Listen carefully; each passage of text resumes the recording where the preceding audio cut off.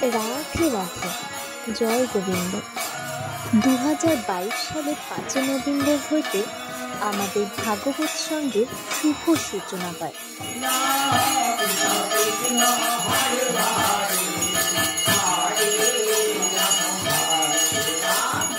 এখানে প্রত্যেক সন্ধ্যা 7টা হইতে ধর্মীয় গান বাজনা ও ভাগবত পাঠ এবং পূজা আরতি অনুষ্ঠিত হয়।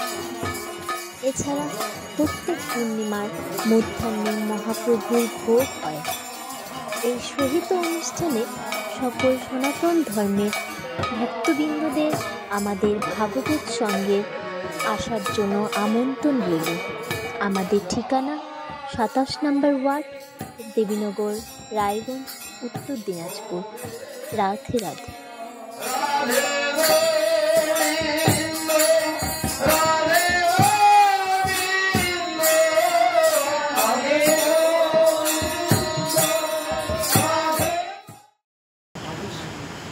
গৌর যিনি অঙ্গ উপাঙ্গ অস্ত্র ও পার্শ্ব পরিবেষ্টিত, সেই মহাপুরুষকে কলিযুগের সুবুদ্ধিমান মানুষেরা সংকীর্তন যজ্ঞের দ্বারা আরাধনা করছে। কি বলছে? যার মুখে সর্বদা কৃষ্ণ নাম, আমার গুরুই সদা সর্বদা হরে কৃষ্ণ কৃষ্ণ কৃষ্ণ হরে হরে, হরে রাম রাম রাম হরে হরে, কীর্তন করতে করতে করতে করতে ভোলায় বরাবর যান, তাদের অষ্টশক্তিভাবে তিনি ভাবান্বিত হয়ে পড়েন। তাই বলছে যার মুখে সদা কৃষ্ণ নাম, যার অঙ্গকান্তের অকৃষ্ণ, অকৃষ্ণ কৃষ্ণ নয়, অর্থাৎ যা কৃষ্ণ বর্ণ তা নয়, আমার গৌরী কৃষ্ণ বর্ণ নয়, গৌর বর্ণে। যিনি অঙ্গ উপাঙ্গ অস্ত্র পার্শ্ব পরিবেষ্টিত।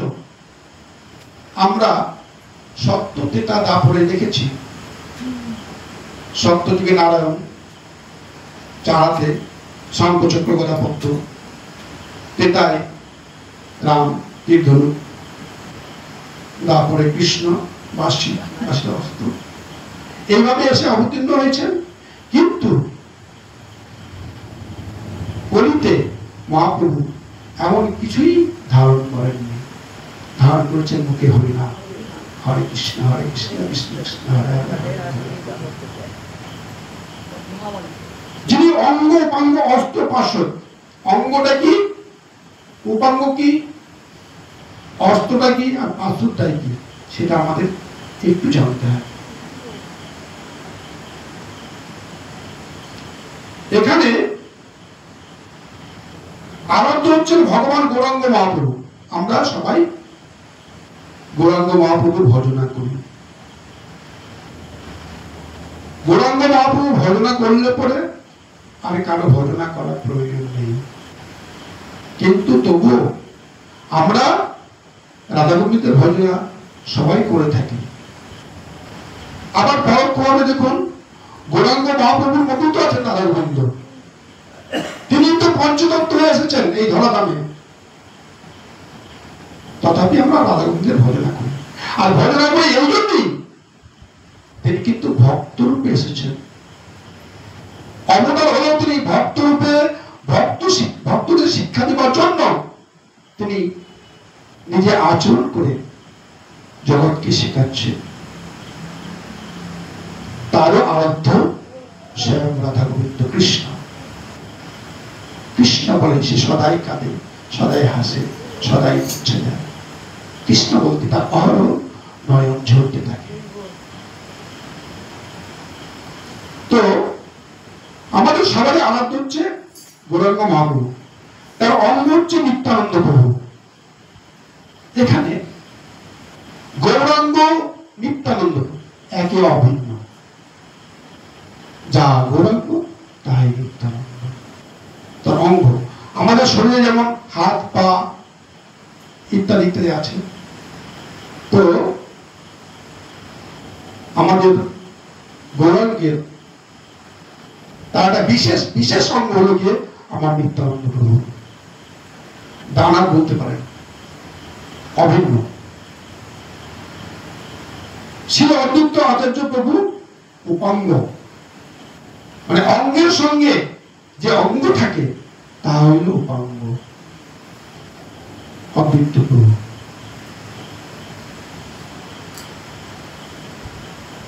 শ্রীবাস ঠাকুর প্রমুখ হচ্ছেন পার্ষদ। গৌরাঙ্গ মহাপ্রভু তার পার্ষদের মধ্যে রয়েছে। তার যে আমরা যদি গৌরাঙ্গ মহাপ্রভুকে রাধা গোবিন্দ ধরি, গৌরাঙ্গ মহাপ্রভু যে আমাদের আরাধ্য হয়, তাহলে তার পার্ষদ হলো বাকি চারজন, নিত্যানন্দ প্রভু, অদ্বৈত প্রভু, তারপরে গদাধর পণ্ডিত আর শ্রীবাস পণ্ডিত। তার মধ্যে শ্রীবাস পণ্ডিত হলেন গিয়ে তার পার্ষদ, এবং অস্ত্র হচ্ছে দুঃখময় হচ্ছে উপাঙ্গ শ্রীবাস ঠাকুর প্রমুখ, পার্ষদ হচ্ছেন গদাধর পণ্ডিত, অস্ত্র হচ্ছে দুঃখময় জন্ম মৃত্যুর চক্র ছেদনকারী কৃষ্ণ অস্ত্র। এই যে আমরা জ্বালা যন্ত্রণা দুঃখ ভোগ করছি, এই দুঃখ থেকে একমাত্র পরিত্রাণ পাওয়াতে পারে কৃষ্ণ নাম। এই কৃষ্ণ নামে হলো গৌরাঙ্গ মহাপ্রভুর অস্ত্র, যা তিন যুগে সত্য ত্রেতা দাপর এই তিন যুগে অবতাররা বিভিন্ন ভাবে বিভিন্ন অস্ত্র ধারণ করে অবতীর্ণ হয়েছে, কিন্তু আমার গৌরাঙ্গ মহাপ্রভু তা করেননি।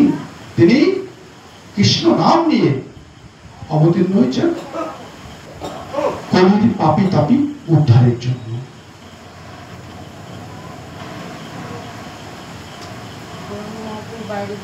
তাই তো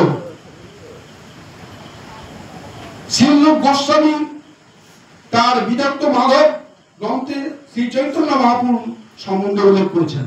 কি বলছেন?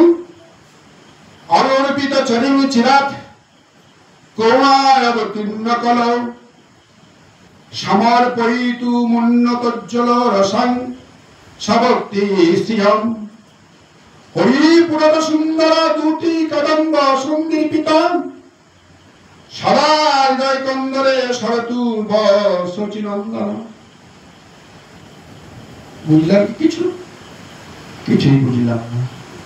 তাহলে আমরা এই যে কতগুলো শ্লোক গোবিন্দ সম্পর্কে, মহাপ্রভু সম্পর্কে আমরা বলি, তার সঠিক তথ্য সঠিক অর্থ জানার আমাদের দরকার আছে। না জানে শুধু বলাই ছাড়াবে, আচরণ করা হবে না। আর আচরণটা হচ্ছে মূল। যতক্ষণ না সঠিক আচরণ করতে পারছি ততক্ষণ কিন্তু গোবিন্দের কৃপা হবে না। তাই এর অর্থ কি বলছে? বলছে উন্নত উজ্জ্বল রসময়ী নিজের ভক্তি সম্পদ পূর্বে বহুকাল পর্যন্ত যা অর্পিত হয়নি। দাপর যুগে রাধাকৃষ্ণের মাধুর্যপূর্ণ রসময় লীলা হয়েছে, কিন্তু মাঝখানে যে কোনো কারণে তা চাপা পড়ে গেছিল, সেটাকে আস্বাদন করার মতো পরিবেশ তৈরি হয়নি। এটা কি করলেন? আমার গৌরহরি মহাপ্রভু তার পারিষদদের সাথে নিয়ে। তাই বলছে উন্নত উজ্জ্বল রসময়ী নিজের ভক্তি সম্পদ পূর্বে বহুকাল পর্যন্ত যা অর্পিত হয়নি, সেই বস্তু দান করবার জন্য যিনি করুণাবশত কলিযুগে অবতীর্ণ হয়েছেন, স্বর্ণ থেকে সুন্দর দুটি সমূহ দ্বারা সমুদ্ভাসিত সেই সচিনন্দন শ্রীহরি সর্বদা তোমাদের হৃদয় অন্তরে স্ফুরিত হবে, যেটা ইতিপূর্বে কেউ আনতে পারেনি। যেটা স্বর্ণ থেকে সুন্দর দুটি সমূহ। স্বর্ণ হচ্ছে অত্যন্ত মূল্যবান বস্তু। আমরা প্রায়শই সোনা দেখে, সোনার কথা শুনলেই বিশেষ করে মায়েরা বোনেরা আগ্রহান্বিত হয়, সোনা পাবে, সোনার অলংকার পাবে, উচ্ছ্বাসে হতে পারে। কিন্তু তার থেকে মূল্যবান ধান আমার গৌরহরি নিয়ে এলেন হরিনাম সংকীর্তন, যেটা তারপরেও প্রকাশিত হয়নি, প্রকাশিত হওয়ার পর স্থগিত হয়ে গেছিল। বলছে করুণায়া অবতীর্ণ কলৌ, এই কথার অর্থ কি?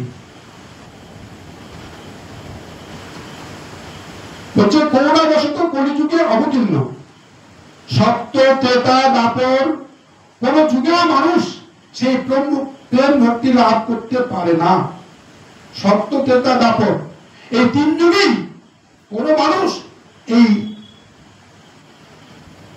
লীলাময় প্রেম ভক্তি লাভ করতে পারেনি। অন্য কলিযুগে তো নয়, অন্য কলিযুগে তো নয়, কেবলমাত্র এই মন্বন্তরের অষ্টাবিংশ কলিযুগে ভগবানের মহা করুণাময় রূপের আবির্ভাব ঘটে। এই যে 14 মন্বন্তর রয়েছে, তার মধ্যে যে অষ্ট মন্বন্তর, স্বয়ংভূ মন্বন্তর, সেই মন্বন্তরেই আমার গৌরাঙ্গ প্রভু এসেছেন। তাই এই কলিযুগে ধন্যাতি ধন্য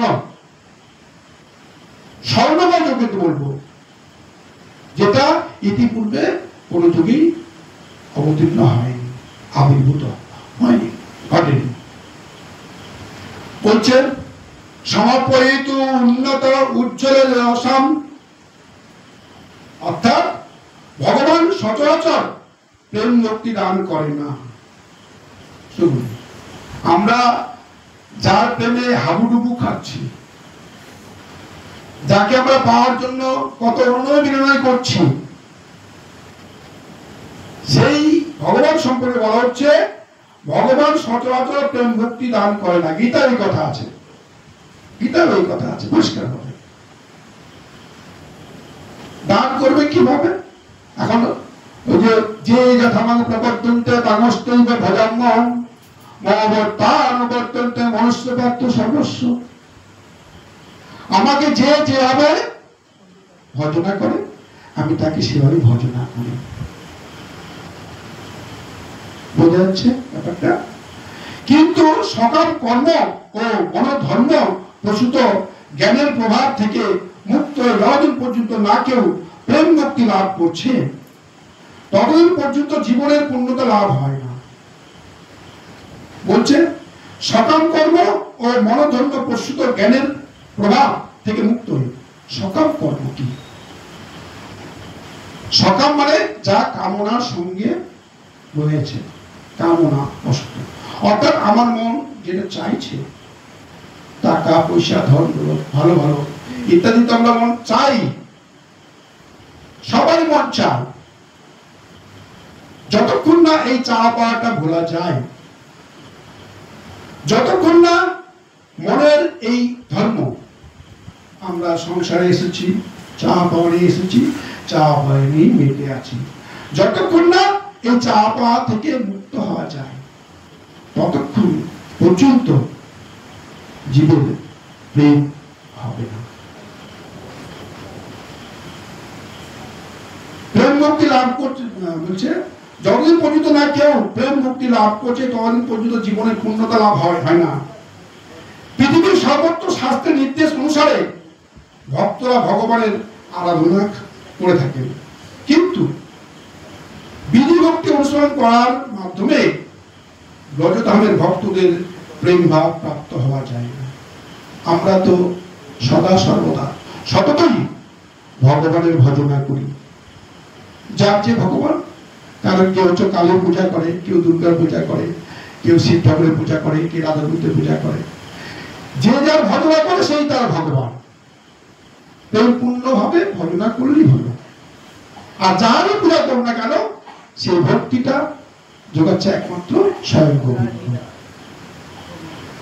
তবে কি আমি যদি শিব হয়ে যাই, শিব তো অত্যন্ত সহজ সহজ দেবতা, খুব সহজেই মানুষের মনস্কামনা পূর্ণ করেন, তাহলে আমাকে শিব হয়ে একটা মিডিয়া হয়ে যেতে হবে, সোজা হয়ে যেতে পারছি না।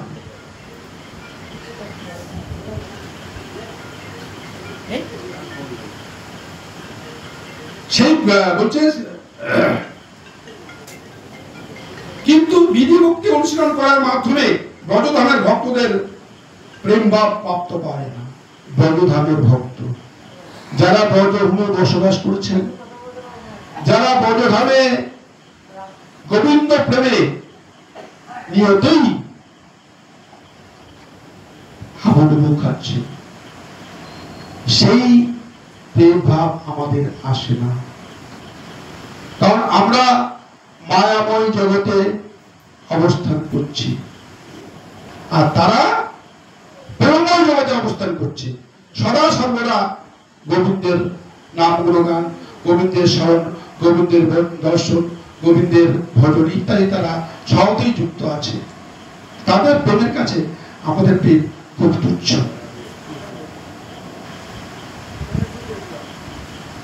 দৃষ্টান্ত যেমন আমরা যে রাস আস্বাদন করি, গোবিন্দের রাশি যখন বেজে উঠেছে, তখন ব্রজধামের গোপিকারা যে যে অবস্থায় আছে, সেই অবস্থায় তারা ছুটে এসেছে গোবিন্দের বাঁশির সুর শুনে। কেউ তো রান্না করছে, রান্না ফেলে চলে এসছে, কেউ তো বাচ্চাকে স্তন্যপান করাচ্ছে, তাকে ছেড়ে চলে এসছে, কেউ তো চোখে কাজল দিচ্ছে, একটা চোখের কাজল দেওয়া হয়েছে, একটা দেওয়া হয়নি, ওই অবস্থায় ছুটে চলে এসেছে। তাদের এতই মধুর প্রেম, তাদের এতই গোবিন্দের প্রতি টান, সেইটা আমাদের আর হবে না, কখনো সম্ভব নয়। হ্যাঁ, যদি আমরা সেই গোপীদের মতো পরমেশ্বর ভগবান শ্রীকৃষ্ণকে আমাদের মন প্রাণ উজাড় করে অনন্য প্রেমে ভজনে ডুবে যেতে পারি,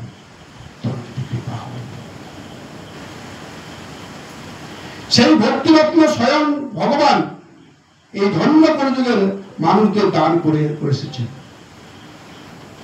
স্বয়ং ভগবান অর্থাৎ আমার সেই গৌরাঙ্গ মহাপ্রভু সেই ভক্তিরত্ন, সেই প্রেম, সেই ব্রজভাব আমার কলিযুগের আপামর জনসাধারণের মধ্যে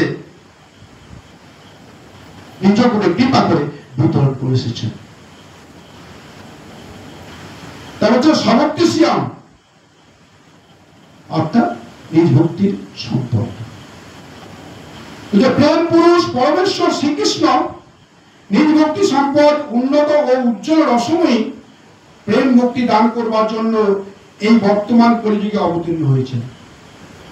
বলছে প্রেম পুরুষ পরমেশ্বর শ্রীকৃষ্ণ নিজ ভক্তি সম্পদ, যিনি তারপরে লীলা করছেন রাধারণের সহায়তায়, সেই লীলা মাধুর্য, সেই মধুর প্রেম আস্বাদন করবার জন্য স্বয়ং গৌরাঙ্গ রূপে অবতীর্ণ হয়েছেন এই নদিয়ার বক্ষে। সুতরাং তার নাম আমরা এই কলিযুগে যত সমস্ত অবতার রয়েছে, সেই অবতারের মধ্যে খানিকটা অগ্রগণ্য বলে মনে করলে করতেও হবে।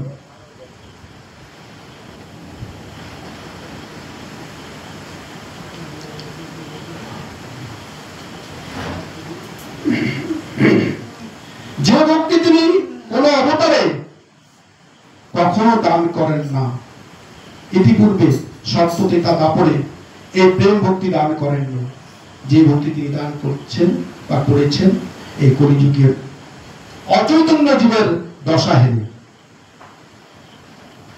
সর্ব অবতারে ধর্ম সংস্থাপন ও অসুর মারণ লীলা করেছেন, কিন্তু নিজ ভক্তি সম্পদ দান করেন। সত্যতে তা দাপন, ওই যে যদা যদা ধর্মস্থান ভবতি ভারত অভ্যুত্থান ধর্মস্য তত্ত্বং সৃজাম্যহং পরিত্রাণায় সাধনায় বিনাশাশ্চ দুষ্কৃতং ধর্ম সংস্থাপনার্থায় সম্ভবং যুগে যুগে। এই তিন যুগেই অসুরদের বিধান করার জন্য তিনি অবতীর্ণ হয়েছেন। তিন যুগেই ভক্তদের রক্ষা করবার জন্য অবতীর্ণ হয়েছে, ধর্ম সংস্থাপনের জন্য অবতীর্ণ হয়েছে। কিন্তু এই যে উজ্জ্বলতর রসময় প্রেম ভক্তি, এটা দান করেননি, যেটা তিনি করিতে অবতীর্ণ হয়ে জীবের সমস্ত দ্বারে দ্বারে গিয়ে প্রেম বিলাচ্ছে, যে প্রেমে হাবুডাবু করছি আমরা। বলছে হরিপুরত সুন্দর কদম অঙ্গ সন্দর্পিত। পরমেশ্বর শ্রীহরি শ্রীকৃষ্ণ, যার অঙ্গ কান্তি পুরক বা স্বর্ণ থেকেও অধিক সুন্দর, দুটি সময়ে সমভাষিত।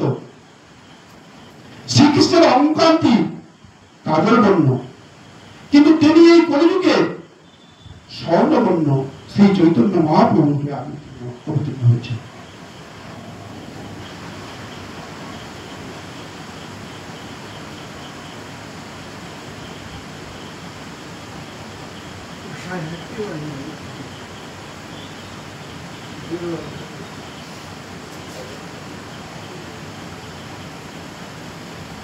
মাঝখানে কিছু বলতে যাচ্ছে।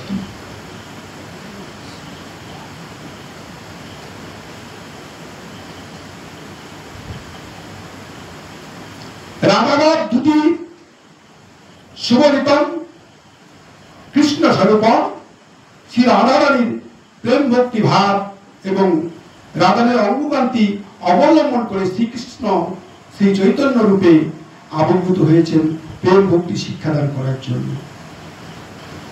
আসুন আমরা রাধা কৃষ্ণের যে মধুর ভাব, তাদের একে অপরের সঙ্গে এতটুকু পৃথক নয়, একে অপরের সঙ্গে অঙ্গাঙ্গী ভাবে যুক্ত। যেমন রাধা ছাড়া কৃষ্ণ না, কৃষ্ণ ছাড়া রাধা না। আবার কৃষ্ণ যেমন অত্যন্ত গুণশালী, সুন্দর, রাধিকাও তাই। কৃষ্ণ রাধার গুণমাধুর্যকে অধিক রূপে দেখছে, আবার রাধা শ্রীকৃষ্ণের যে মহিমা, তার যে মাধুর্য, যে লীলা, সেটা অধিক রূপে দেখছে। সেই কথাই আমরা এখানে আসবো অল্প কথার মাধ্যমে, কারণ 8:30 বাজে যাচ্ছে। মহিমা কি দিশ বানবা সাধ্য জেনাভূত মধুরিমা কৃষ্ণবা নদিয়া সৌখান চাইস মদনুভাবত কৃষ্ণ বেতিলোভা উদ্ভাবদ্ধ সমাজনী শচীগর্ভ সিন্ধু হরিন্দু। শ্রীরাধার প্রেমের মহিমা কি কিরকম? ওই প্রেমের দ্বারা শ্রীরাধা আমারে যে অদ্ভুত মাধুর্য আস্বাদন করেন, সেই মাধুর্যই বা কিরকম? আমার মাধুর্য আস্বাদন করে শ্রীরাধা যে সুখ অনুভব করে, সেই সুখই বা কিরকম? অর্থাৎ চৈতন্য মহাপ্রভু কেন আসলেন? যেমন ধর্ম সংস্থাপন করার জন্য এসেছেন, ঠিক আছে, ভক্তকে উদ্ধার করার জন্য এসেছেন, ঠিক আছে, যুগে যুগে অবতীর্ণ হয়েছেন সবাই, এটা যেমন ঠিক, ঠিক তেমনি চৈতন্য মহাপ্রভু যে গুণ তত্ত্ব, সেই গুণ তত্ত্ব হলো এই যে তিনি কেন এলেন এই ধরাধামে কলিযুগে। আমরা সোজা কথাই বলি যে রাধারানীর প্রেম শোধবার জন্য, সপ্ততে তা দাপরে স্কুলে দাপরে দিয়ে রাধারানীর যে প্রেম পরিশোধ করা হয়নি আমার শ্রী গোবিন্দের পক্ষে, সেই প্রেম শোধ করবার জন্য, প্রেমের ঋণ শোধ করবার জন্য তিনি কলিযুগে অবতীর্ণ হয়েছেন। সেই ঋণটা কি কি, সেই মাধুর্যটা কি কি, সেটাই আমরা একটু আস্বাদন করবো। শ্রীরাধার মহিমা কিরকম? ওই প্রেমের দ্বারা শ্রীরাধা আমার যে অদ্ভুত মাধুর্য আস্বাদন করেন, সেই মাধুর্যই বা কিরকম? এবং আমার মাধুর্য আস্বাদন করে শ্রীরাধা যে সুখ অনুভব করে, সেই সুখই বা কিরকম? ওই প্রায় কি বলছে, শ্রীরাধার প্রেমের মহিমা কিরকম? অর্থাৎ শ্রীরাধা তাকে কোন প্রেম হবে তাকে আরাধনা করে, তাকে ভালোবাসে। ওই প্রেমের দ্বারা শ্রীরাধা আমার যে অদ্ভুত মাধুর্য আস্বাদন করে, তার যে প্রেম, সেই প্রেম দ্বারা আমার যে অদ্ভুত মাধুর্য সে আস্বাদন করে, মনে করে। সেই মাধুরী বা কিরকম, এবং আমার মাধুর্য আস্বাদন করে শ্রীরাধা যে সুখ অনুভব করে, আমার মাধুর্য আস্বাদন করে শ্রীরাধা যে সুখ অনুভব করে, সেই মুখী বা কিরকম, সেই সমস্ত বিষয়ে লোক জন্মানোর জন্য শ্রীকৃষ্ণচন্দ্র শ্রীরাধার ভাবযুক্ত হয়ে শচীগর্ভ সিন্ধুতে আবির্ভূত হয়েছে। এগুলো আমাদের বুঝতে হবে। এবার এখানে কি বলছেন, ভক্তদের উদ্দেশ্যে শ্রী কৃষ্ণদাস কবিরাজ অত্যন্ত সুন্দরভাবে বর্ণনা করেছেন। হরে কৃষ্ণ।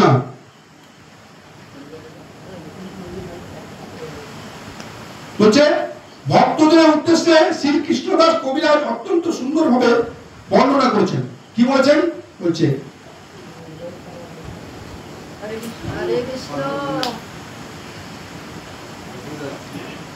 এক সময় শ্রীকৃষ্ণ তার অন্তরে বিবেচনা করেন, এক সময় শ্রীকৃষ্ণ তার অন্তরে বিবেচনা করেন। শ্রীকৃষ্ণ মনে মনে ভাবছে, কি ভাবছে? সকলেই বলে যে আমি পূর্ণ আনন্দ ও পূর্ণ মুক্ত বিগ্রহ। কৃষ্ণ বলছে, সকলেই বলছে যে আমি পূর্ণ আনন্দের মুক্ত বিগ্রহ, সমস্ত জগৎ আমার থেকে আনন্দ লাভ করে। এমন কেউ কি আছে যে আমাকে আনন্দায়ন করতে পারে? কৃষ্ণ বলছে এমন কেউ আছে যে আমার থেকেও আমাকে বেশি আনন্দায়ন করতে পারে? সবাই তো জানে যে আমি আনন্দের মুক্ত বিগ্রহ, তো এমন কে আছে যে আমাকে আনন্দায়ন করতে পারে? আমার থেকে যার মহিমা শত শত গুণের অধিক, সেই কেবল আমার মনকে আনন্দিত করতে পারে। মানে আমার যা গুণ, আমার যে মাধুর্য, আমার যে আনন্দময়তা, তার থেকে যা শত শত গুণে অধিক আনন্দ লাভ করতে পারে সে কে? এবং সেই আমাকে আনন্দ দিতে পারে। কিন্তু এই জগতে আমার থেকে অধিক গুণ সম্পন্ন কাউকে পাওয়া অসম্ভব। তবে একমাত্র রাধারানীর মধ্যেই তা রয়েছে বলে আমি অনুভব করি। উনি অনুভব করছেন যে আমার যে গুণমাধুর্য, আমার যে রূপমাধুর্য, আমার যে প্রেম, আমার যে আনন্দময়তা অত্যন্ত অত্যন্ত বেশি। আমার থেকে কার বেশি আছে? নিশ্চয়ই কারো নেই। আবার স্বীকার করছে যদি থেকে থাকে তাহলে সেই একমাত্র রাধারানী আমাকে সেই প্রেম মাধুর্য পরিপূর্ণ করতে পারে। সে অনুভব দাঁড়িয়ে আছে। যদি আমার সৌন্দর্যে কোটি কোটি গন্ধর্বের সৌন্দর্যকে পরাভূত করে, যদিও আমার এই সৌন্দর্যের সমান অথবা আমার থেকে অধিক সৌন্দর্য সম্পন্ন আর কেউ নেই, এবং যদিও আমার এই সৌন্দর্যের ত্রিভুবনে আনন্দ বিধান করে, তবুও রাধাকে দর্শন করে আমার চোখ জুড়িয়ে যায়। তার এত মহিমা, এত গুণ, তবুও রাধারানীর কাছে সে গান। রাধার এতই প্রেমের মহিমা, এতই গুণ, এতই প্রেম প্রদায়িনী। আমার বংশকে ত্রিভুবনকে মোহিত করে, কিন্তু শ্রীমতী রাধারানীর মধুর বচন শুনে আমার সবেন্দ্র মোহিত হয়। আমার বংশী, আমি যখন বাঁশি বাজাই ত্রিভুবন মোহিত হয়ে যায়, ব্রতভূমির গোপীরা ধেয়ে আসে। কিন্তু যখন আমি রাধারানীর যে মধুর বচন শ্রবণ করি, সেই শ্রবণ শুনে আমার শ্রবণেন্দ্রিয় মোহিত হয়ে যায়। কেমন প্রেম, কেমন বচন, কেমন ভক্তি। আবার কি বলছে? যদিও আমার অঙ্গ গন্ধ সমস্ত জগৎকে সুরভিত করে, তবু রাধারানীর শ্রীঅঙ্গের গন্ধ আমার চিত্ত হৃদয়কে হরণ করে। আমার গন্ধ সমস্ত পৃথিবীকে হরণ করে, তথাপিও আমার রাধারানীর যে অঙ্গগন্ধ, সেই অঙ্গগন্ধ আমার মনকে, আমার হৃদয়কে হরণ করে নেয়। এমনই একের প্রতি একের যে ভাব, একের প্রেম, একের টান, একের এই আস্বাদন। যদিও আমার রসে সমস্ত জগৎ সরস হয়েছে, কৃষ্ণ বলছে যদিও আমার রসে সমস্ত জগৎ সরস হয়েছে, তবে শ্রী রাধার অধরের সুধা আমাকে বশীভূত করে। আমার রসে সমস্ত জগৎ সরস হয়েছে। কৃষ্ণ যদি আমাদের কৃষ্ণের অর্থাৎ ভগবানের নির্দেশে, ভগবানের ইচ্ছায় সমস্ত কিছু হচ্ছে। ভগবানের ইচ্ছাতে রস হচ্ছে, বৃষ্টি হচ্ছে, ভাব হচ্ছে, সবই হচ্ছে।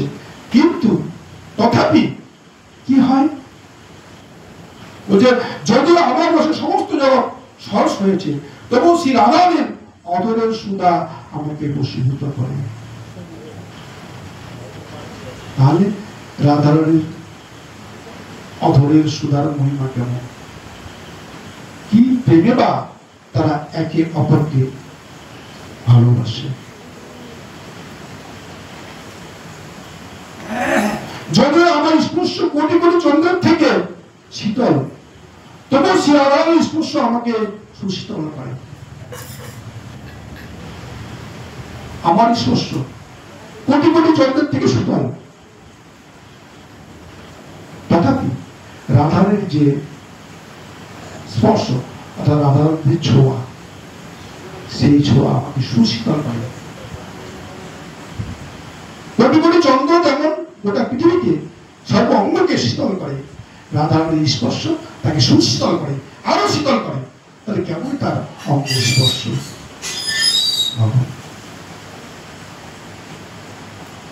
যদিও আমার রূপ গুণ সমগ্র জগতের সুখের কারণ, তবু আমার রাধিকার রূপ গুণ আমার জীবন স্বরূপ। আমার রূপ গুণ মাধুর্য, আমার অবদান, আমার সমস্ত কিছু সমস্ত জগতের সুখের কারণ। অর্থাৎ আমাকে ভক্তরা পাওয়ার জন্য কতই না আরাধনা করে, কতই না ভজন করে, কতই না উপাসনা করে, তথাপি রাধারানী হচ্ছে আমার জীবন। জয় জয় নিতাই গৌর শ্রীনাথ কৃষ্ণ প্রেমানন্দে।